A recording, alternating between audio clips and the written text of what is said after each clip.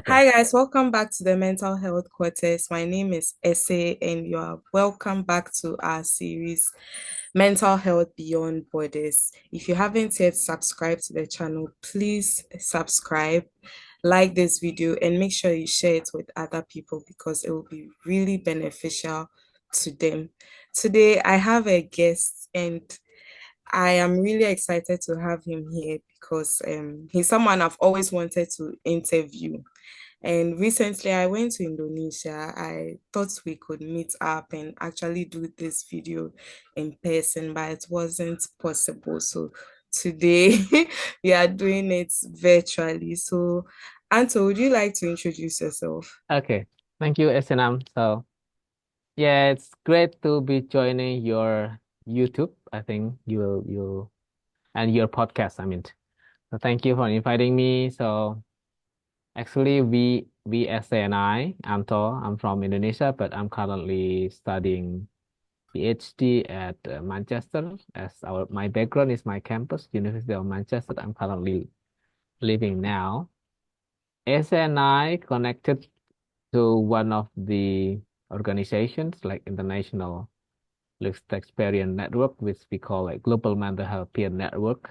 Then we also connected through one of the project Art and Mental Health between UK and Indonesia, which with Essay already mentioned that she visited Yogyakarta and Indonesia. So where I was supposed to be there too, but I could not join the group. But now here we are. I'm invited to, yeah, share some experience with essay. Yes, thank you, Anto. I'm going to make a confession today that I've always been curious about your journey as a mental health advocate. For most mental health advocates, our journey starts either through a diagnosis or someone close to you gets diagnosed. But I know you are a lived experience mental health advocate, but how did your road to recovery start? Can you take us through the journey? Well, your question was talk about how I start my advocacy, why I become a mental health advocate, and what's my diagnosis. Well, that's a lot of questions, so I will Okay, yeah. answer So let's start one from by the one. diagnosis. Yes, yes. Okay, one by one. Okay, diagnosed. Okay. At first, my journey or my experience start when I had some, it could be depression. Depression. It turns out I found out later on, but when I had that, I didn't know that it was a depression with a psychotic episode. And I was also misdiagnosed as schizophrenia. Then it was, I found out that first time when I had this depression, when I had this episode of unstable conditions, lack of motivations. I had this condition. I know that the psychiatrist would say it was a psychotic episode. It turns out my depression was so major, like major depression, because it started when I failed to achieve my dream, become a, a college student, a university student at that time in the year of 98, 99, 99. I dropped out from my university. Then it led me to a depression without I was knowing it was a depression. Then in short, I was experiencing stigmatizations.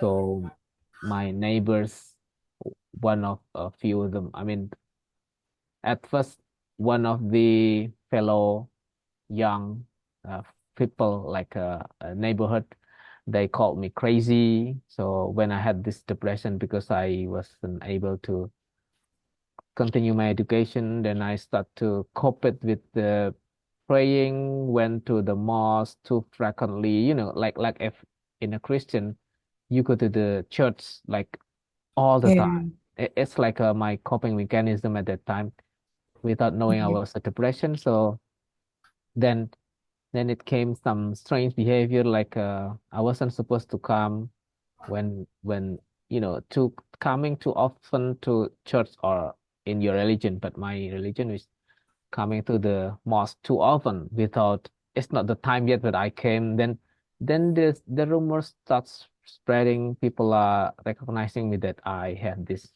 quote unquote in my culture they call it crazy, so they recognize me as unstable. Then the stigma came.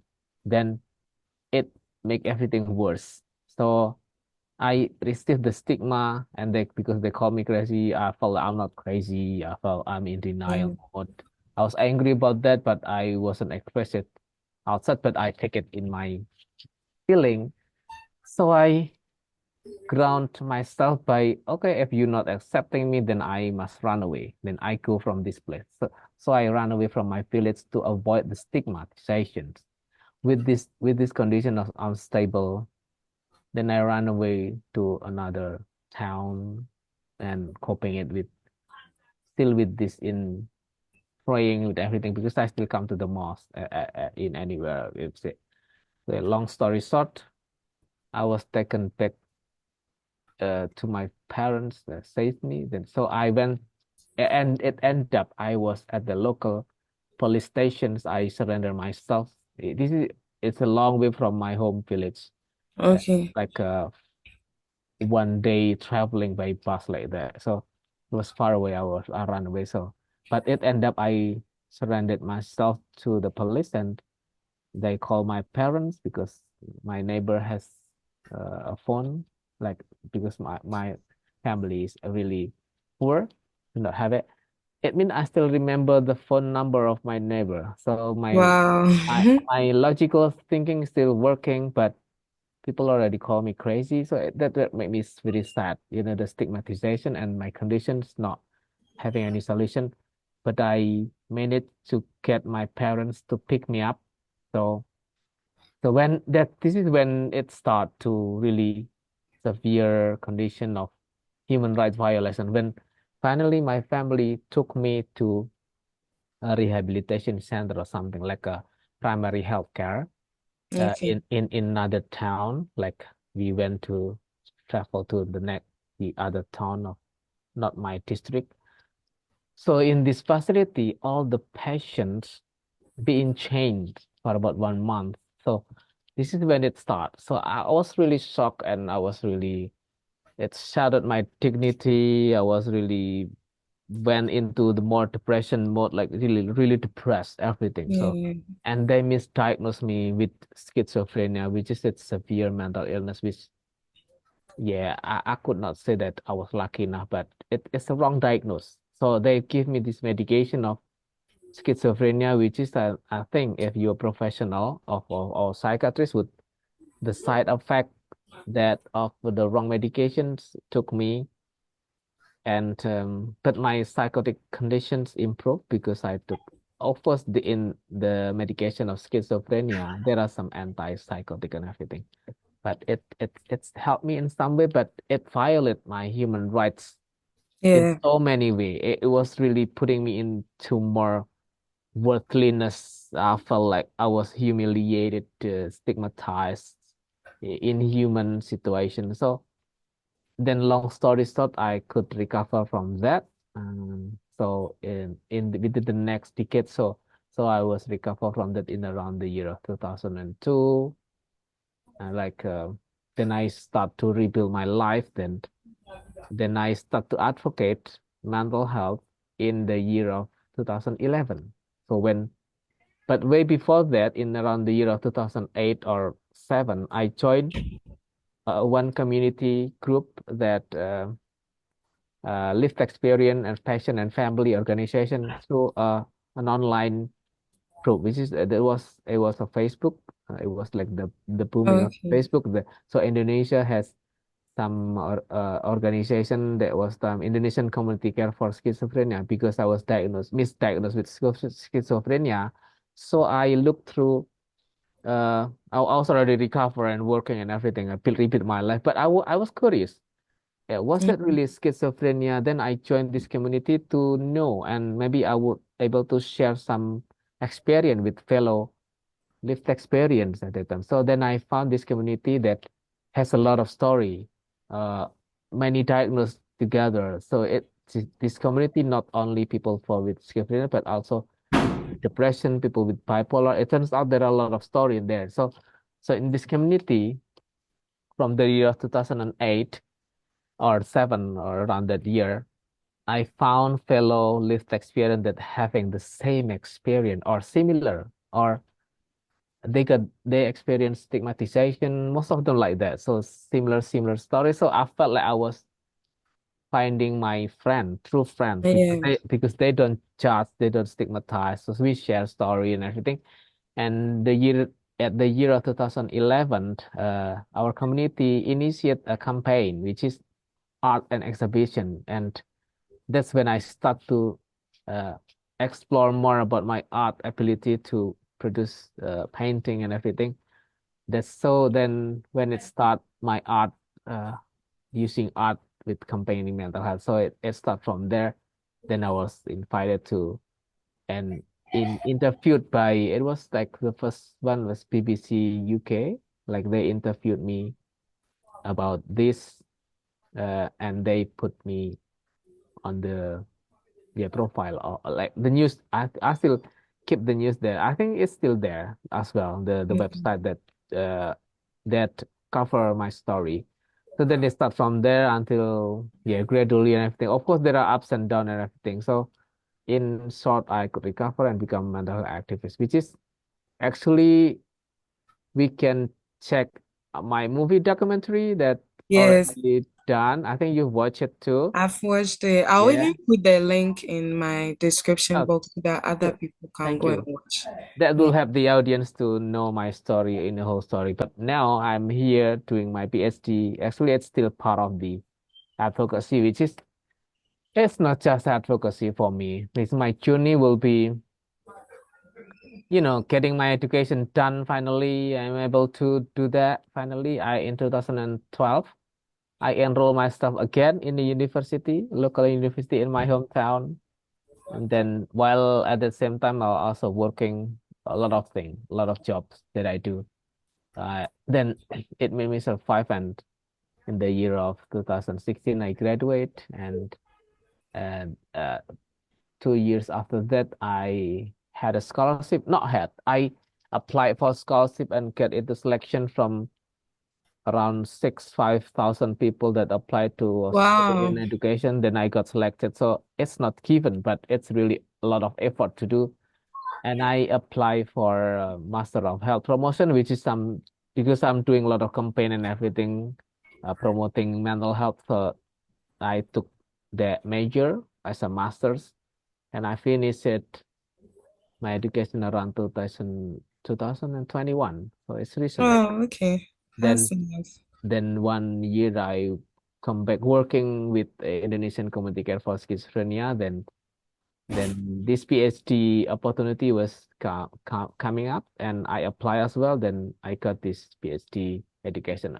For me, education is not about, it's not just about empowering myself with knowledge, but also erasing the stigma itself. I want to break the stigma that people with lived experience also a human. They have competence. Yeah.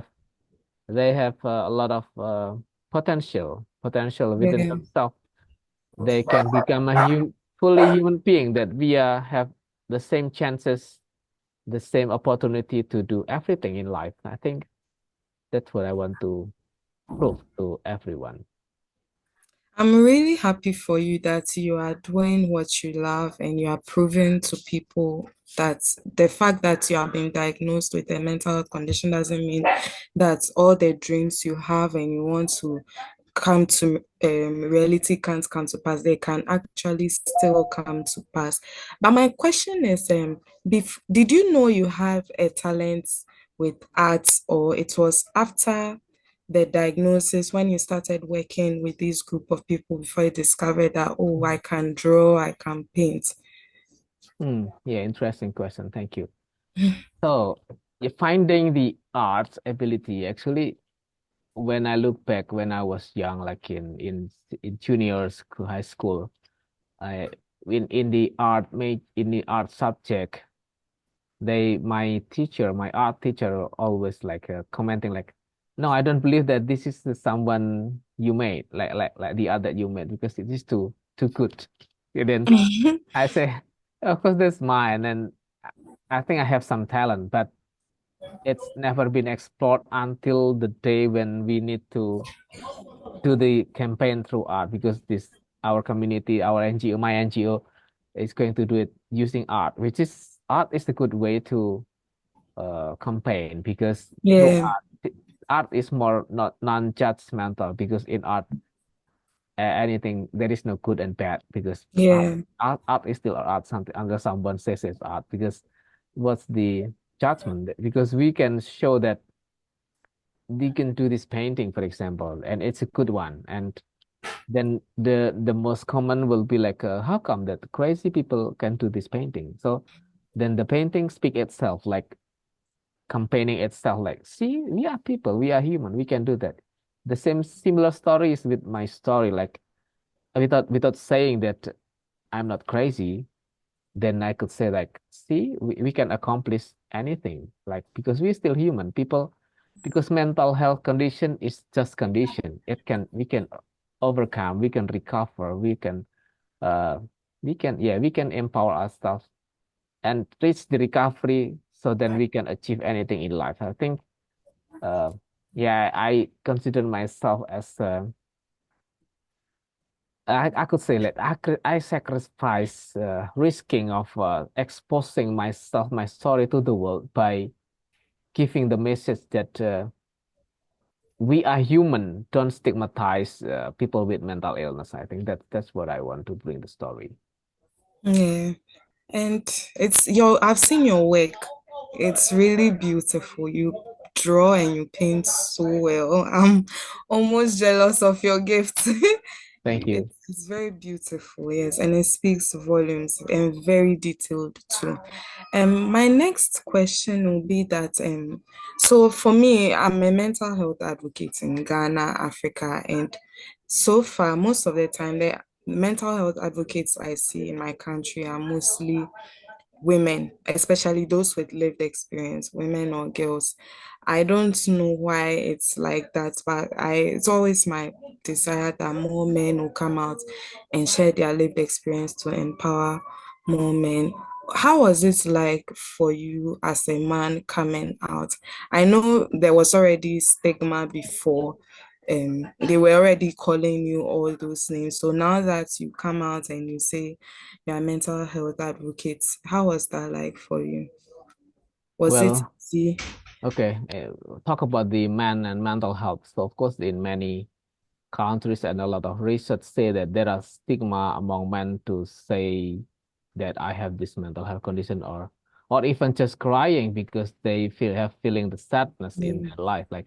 But I think everyone should openly educate society that a human have vulnerability. We all have either the gender, either gender, like men or women, have the same fragility or vulnerability to have this mental health condition. So I think it's okay to openly to say, or not just maybe open, publicly open could still risky for someone who's not really ready, but just open to uh, our situation, our close friend, for example. It's okay to say that I'm sad. It's okay. There is no that a man should get help if you have problem, I think. So I think I also become the pioneer in Indonesia as well, because back then only few people are ready to share their story publicly. yeah, But regardless of the gender, I think we all have the chance to educate everyone about mental health. So I think in terms of diagnose, I think it's okay, even regardless of gender, to say that I have this condition. But we all know that the condition is not attached all time when we recover. So it means we are not the condition. So yeah, we are not defined by the condition. For example, my diagnosis, I want to talk about more about diagnosis, because that's where a lot of stigma attached to. When I was stigmatized and wrong diagnosed with schizophrenia, for example, then I could not. What can I do? It is already attached to me, for example. Then the diagnosis changes from schizophrenia into bipolar. disorder. Then so I'm a people with bipolar disorder, for example. Then it turns out I've been recovering for so many years, and now when I recall and I consult with some mental health experts, so they stated that I could just experience depression with the psychotic episode. For me, then no matter what the diagnosis, as long as you follow the uh, all of the aspect of recovery that you should do. For example, you take medication, okay, and you empower your stuff. You learn about your stuff and how to manage your emotion. You talk to the psychologist. You talk to your uh, peers. You talk to your community that support you. You talk to your family, and you took a lot of effort to educate yourself about the condition of mental health or whatever it is, and follow the direction. I mean, not just only medication. It also took a lot of aspect, like for example, the value of spirituality, our closeness to our religion, for example, and see, there are a lot of aspects to gain the recovery. I think that's more important than we stick to the one diagnosis that going to haunt us for the whole our lives. I think Mm. just we could just take effort to gain recovery and not just afraid of diagnosis. So diagnosis is just a name for the professional to help us. I think that's what it is, not a tool to stigmatize people with the diagnosis. I think the professional mental health should also learn that giving the diagnosis should be very careful and should be used properly, not overused as now we need see in the society that when once people diagnosed with one condition, so people still tend to see that. So you are the condition. So I think that is what's wrong about this, the stigmatizations. Yeah. Stigma, stigma and discrimination. I always say that it's something that we keep fighting, but because it has been there for so long, it will take time for it to be removed from the minds of people. And that's why it's important to continue to create awareness. And for me, at the beginning of my journey, I was also diagnosed with schizophrenia, which was wrong because I'm actually um, on my road to recovery for bipolar disorder. And so being diagnosed with schizophrenia and bipolar disorder, it did not really change anything because at the end of the day, it's still a mental health condition and I just have to find different ways of dealing with it. And so you are right. Sometimes they just need a name to be able to know how to take care of you. And the label is just, I see it as labels, different labels. So when you are diagnosed, it's not the end of the world, and you should realize that there are so many people living around the world with the same condition, and if they are surviving and thriving, you shouldn't worry, things will get better. So Anto, my final two questions is what keeps you going? Because you've been through so much after watching the documentary where you talked about what you went through, where you were tortured and treated without dignity. I mean, coming out from that and then still wanting to go back to the things you are doing right now, it's really surprising. I don't know. Personally, I'm trying to put myself in your shoes. If it was me, how would I be able to go through Oh that well. and do better? Yes. Okay. Thank you if you see me that way as Yeah, a like a Superman. yeah, I think we are a lot of every human like they fighting for the future, right? And I think Yeah. your question like what makes me keeps going because Yeah. I have to keep going because life is continuing, so I could not stuck in the past.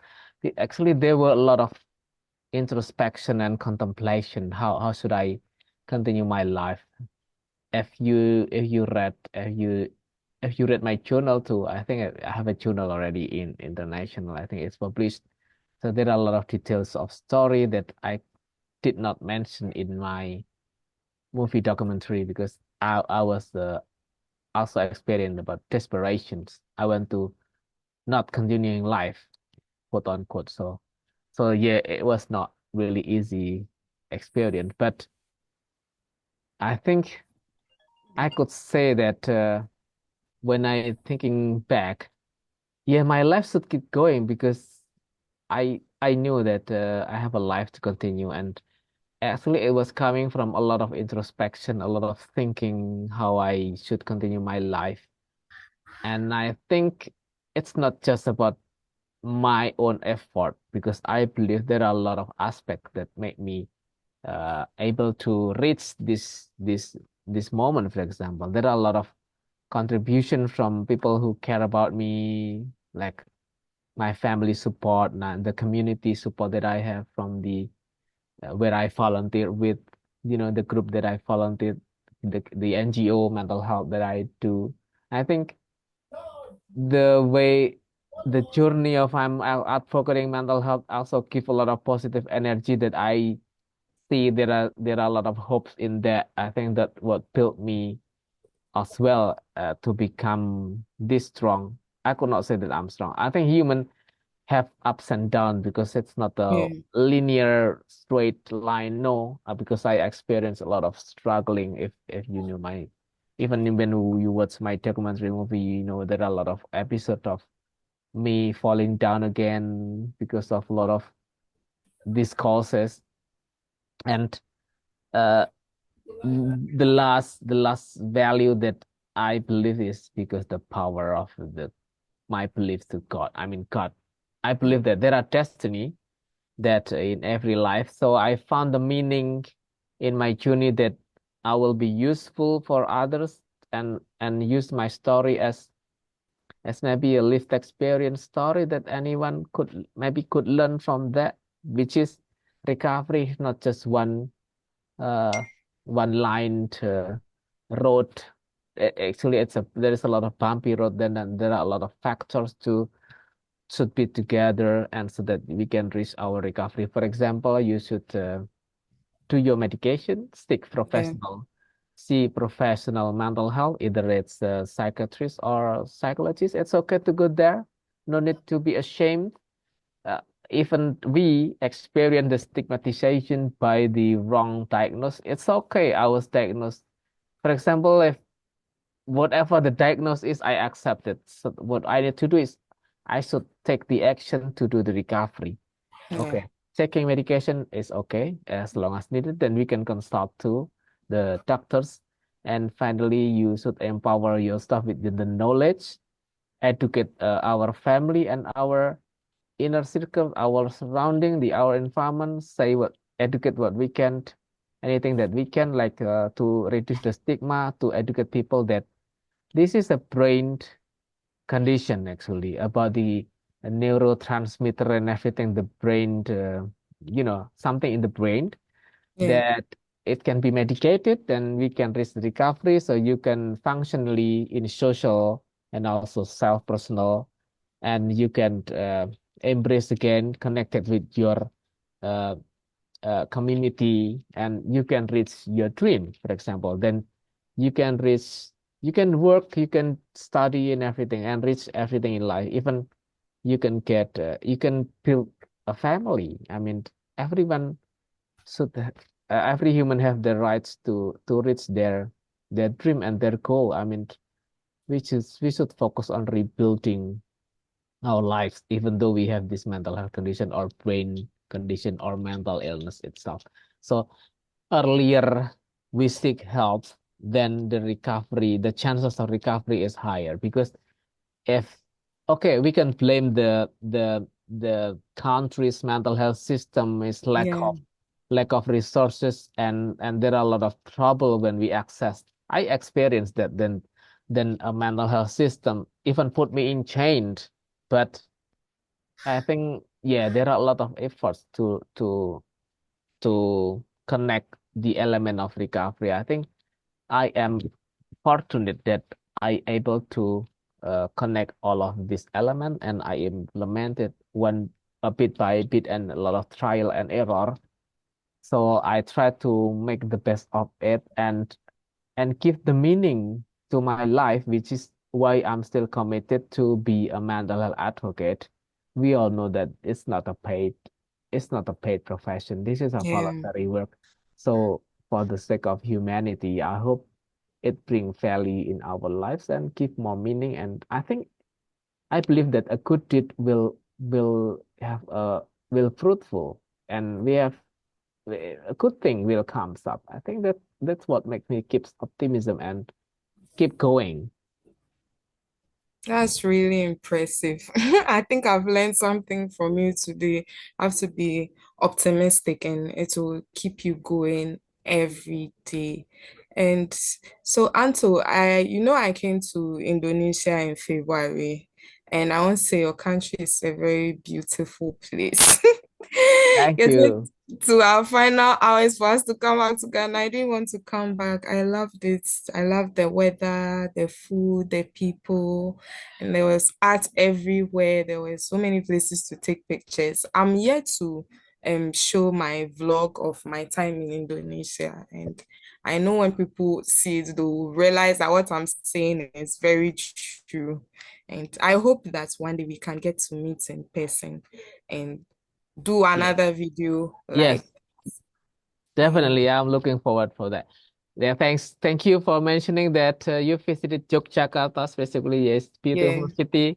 So I think everyone in the audience should visit Yogyakarta and especially Bali, Indonesia. You should visit Indonesia. Anyway, yeah. I'm promoting my country now. Anyway, What about the UK? You will not promote the UK. You are currently in the UK, yeah, right? I'm currently in the UK, but now it's spring to summer. But, the Okay. weather is just like Indonesia, but only for a few months. In majority of the year, it's cold and yeah. Anyway, we every country have plus and minus, but Yes, I still love Indonesia because there are summer all year and the food is good and the anyway you already it's true. experienced that. So yeah, thank you. I hope we can meet somewhere and do the uh, Yeah, live interview person to yeah, person. Okay, thank you, yeah. Ese, for all of the chances and opportunity for joining me Oh. in your podcast. Thank you too for coming, and thank you for all the work you are doing, both in the local mental health community and the international mental health community. I'm happy that there are people like you around because the work is a lot, and if people don't come out to help, there's more work to be done. But with people like you around, it strengthens me and it strengthens a lot of people around. And so thank you, and we'll talk another time. It's bye from Ghana. Bye. Bye, everyone. On the audience. Yeah. Bye. Thank you.